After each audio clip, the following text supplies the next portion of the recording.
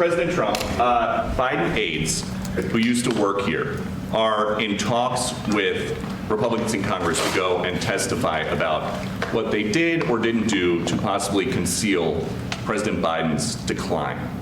Do you think that Dr. Jill Biden should also have to come in and testify about what she did or didn't do?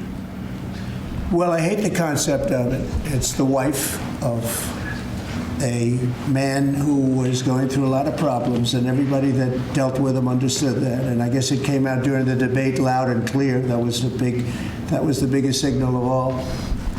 They have to do what's right. The country was there was a lot of dishonesty in the election, as you know, 2020. That's been now caught. People understand it was a rigged election.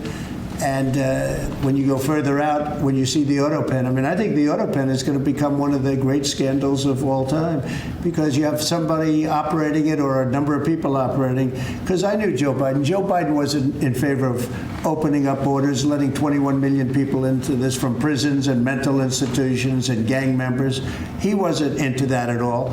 And you know, who signed these orders, proclamations, and all of the different things that he signed that set our country so far back, that was so bad for our country? With the autopen, how would it work? Like, we're in the Oval Office right now. If there was a group of rogue staffers that worked for you who wanted to advance a bill or an executive order without your knowledge, how could they do it? How do they go Well, it's very hard, because I'd read your newspapers or your media the next day, and I'd say, well, I didn't approve that, and I would find it. I mean, they wouldn't get away with it for long, because I'd say, I never signed that. Who the hell signed that?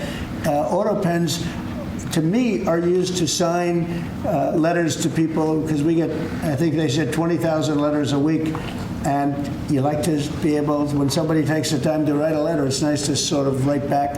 And autopens are meant for that. Autopens are not meant to sign major proclamations or tax cuts or borders, anything having to do with the border, which is so important.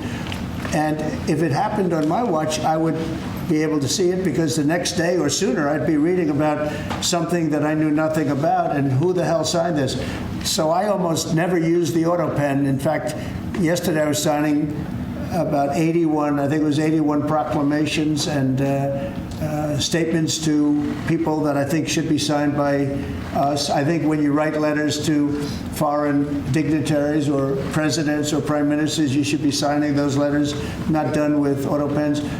I understand he signed almost everything with an autopen. It's a very dangerous thing.